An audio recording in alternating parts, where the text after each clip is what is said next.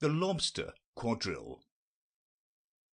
The Mock Turtle sighed deeply and drew the back of one flapper across his eyes. He looked at Alice and tried to speak, but for a minute or two sobs choked his voice. "Seem as if he had a bone in his throat," said the Gryphon, and it set to work shaking him and punching him in the back. At last the Mock Turtle recovered his voice, and with tears running down his cheeks, he went on again. "You may not have lived much under the sea." "I haven't," said Alice. "And perhaps you were never even introduced to a lobster." Alice began to say, "I once tasted," but checked herself hastily, and said, "No, never." "So you can have no idea what a delightful thing a lobster-quadrille is?" "No, indeed," said Alice. "What sort of dance is it?" "Why," said the Gryphon, "you first form into a line along the seashore." "2 lines?" cried the Mock Turtle. "Seals, turtles, salmon, and so on. Then, when you cleared all the jellyfish out of the way—" "That generally takes some time," interrupted the Gryphon. "You advance twice." "Each with a lobster as a partner," cried the Gryphon. "Of course," the Mock Turtle said. "Advance twice, set to partners." "Change lobsters and retire in same order," continued the Gryphon. "Then, you know," the Mock Turtle went on, "you throw the—" "The lobsters," shouted the Gryphon with a bound into the air. "as far out to sea as you can." "Swim after them," screamed the Gryphon. "Turn a somersault in the sea," cried the Mock Turtle, capering wildly about. "Change lobsters again," yelled the Gryphon at the top of its voice. "Back to land again, and that's all the first figure," said the Mock Turtle, suddenly dropping his voice. And the 2 creatures who had been jumping about like mad things all this time sat down again very sadly and quietly, and looked at Alice. "It must be a very pretty dance," said Alice timidly. "Would you like to see a little of it?" said the Mock Turtle. "Very much indeed," said Alice. "Come, let's try the first figure," said the Mock Turtle to the Gryphon. "We can do without lobsters, you know. Which shall sing?" "Oh, you sing," said the Gryphon. "I've forgotten the words." So they began solemnly dancing round and round Alice, every now and then treading on her toes when they passed too close, and waving their forepaws to mark the time, while the Mock Turtle sang this very slowly and sadly. "Will you walk a little faster?" said a whiting to a snail. "There's a porpoise close behind us, and he's treading on my tail. See how eagerly the lobsters and the turtles all advance. They are waiting on the shingle. Will you come and join the dance? Will you, won't you, will you, won't you, will you join the dance? Will you, won't you, will you, won't you join the dance? You can really have no notion how delightful it will be when they take us up and throw us with the lobsters out to sea." But the snail replied, too far, and gave a look askance. Said he thanked the whiting kindly, but he would not join the dance.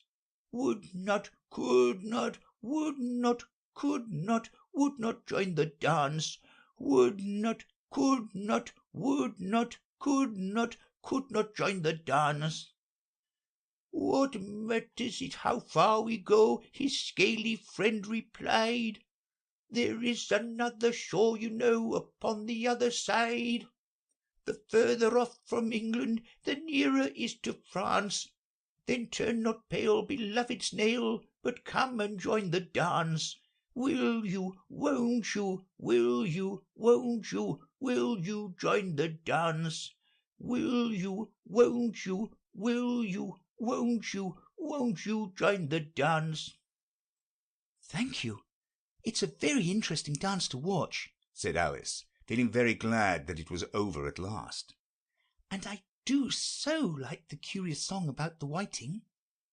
Oh, as to the whiting, said the Mock Turtle, you've seen them, of course. Yes, said Alice. I've often seen them at Din. She checked herself hastily. I don't know where Din may be, said the Mock Turtle, but if you've seen them so often, of course you know what they're like. I believe so, Alice replied thoughtfully. They have their tails in their mouths, and they're all over crumbs. You're wrong about the crumbs, said the Mock Turtle. Crumbs would all wash off in the sea. But they have their tails in their mouths, and the reason is... Here the Mock Turtle yawned and shut his eyes. Tell her about the reason and all that, he said to the Gryphon. The reason is, said the Gryphon, that they would go with the lobsters to the dance, so they got thrown out to sea. So they had to fall a long way, so they got their tails fast in their mouths, so they couldn't get them out again. That's all. Thank you, said Alice. It's very interesting. I never knew so much about a whiting before. I can tell you more than that, if you like, said the Gryphon. Do you know why it's called a whiting? I never thought about it, said Alice. Why? It does the boots and shoes, the Gryphon replied very solemnly. Alice was thoroughly puzzled. Does the boots and shoes? She repeated in a wondering tone. Why, what are your shoes done with? Said the Gryphon. I mean, what makes them so shiny? Alice looked down at them and considered a little before she gave her answer. They're done with blacking, I believe. Boots and shoes under the sea, the Gryphon went on in a deep voice, are done with a whiting. Now you know. And what are they made of? Alice asked in a tone of great curiosity. Soles and eels, of course, the Gryphon replied rather impatiently. Any shrimp could have told you that. If I'd been the whiting, said Alice, whose thoughts were still running on the song, I'd have said to the porpoise, keep back, please, we don't want you with us. They are obliged to have him with them, the Mock Turtle said. No wise fish would go anywhere without a porpoise. Wouldn't it really? Said Alice, in a tone of great surprise. Of course not, said the Mock Turtle. Why, if a fish came to me and told me he was going a journey, I should say, with what purpose? Don't you mean purpose? Said Alice. I mean what I say, the Mock Turtle replied in an offended tone, and the Gryphon added, Come, let's hear some of your adventures.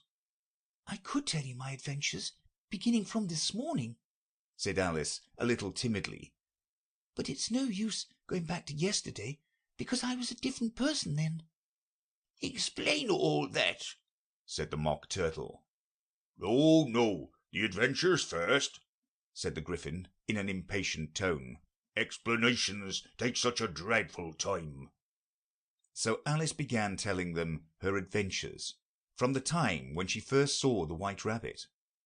She was a little nervous about it, just at first.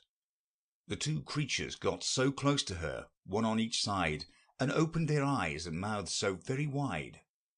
But she gained courage as she went on. Her listeners were perfectly quiet till she got to the part about her repeating, "You are old, Father William," to the caterpillar, and the words all coming out different. And then the Mock Turtle drew a long breath and said, "That's very curious." "It's all about as curious as it can be," said the Gryphon. "It all came different," the Mock Turtle repeated thoughtfully. I should like to hear her try and repeat something now. Tell her to begin. He looked at the Gryphon, as if he thought it had some kind of authority over Alice. Stand up and repeat. 'Tis the voice of the sluggard, said the Gryphon. How the creatures order one about and make one repeat lessons, thought Alice. I might as well be at school at once. However, she got up and began to repeat it, but her head was so full of the Lobster-Quadrille that she hardly knew what she was saying, and the words came very queer indeed. 'Tis the voice of the lobster, I heard him declare, You have baked me too brown, I must sugar my hair. As a duck with its eyelids, so he with his nose trims his belt and his buttons, and turns out his toes. When the sands are all dry, he is gay as a lark, and will talk in contemptuous tones of the shark. But when the tide rises, and the sharks are around, his voice has a timid and tremulous sound. That's different from what I used to say when I was a child, said the Gryphon. Well, I never heard it before, said the Mock Turtle. But it sounds uncommon nonsense. Alice said nothing. She had sat down with her face in her hands, wondering if anything would ever happen in a natural way again. I should like to have it explained, said the Mock Turtle. She can't explain it, said the Gryphon hastily. Go on with the next verse. But about his toes, the Mock Turtle persisted. How could he turn them out with his nose, you know? It's the first position in dancing, Alice said, but was dreadfully puzzled by the whole thing, and longed to change the subject. Go on with the next verse, the Gryphon repeated impatiently. It begins, I passed by his garden. Alice did not dare to disobey, though she felt sure it would all come wrong, and she went on in a trembling voice. I passed by his garden, and marked with one eye how the owl and the panther were sharing a pie. The panther took pie crust and gravy and meat, while the owl had the dish as its share of the treat.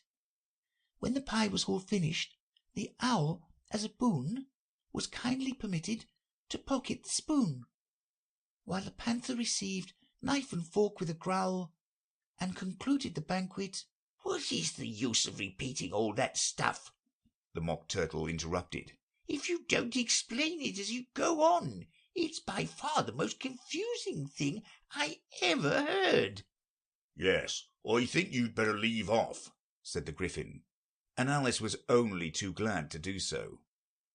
Shall we try another figure of the Lobster-Quadrille? The Gryphon went on. Or would you like the Mock Turtle to sing you a song?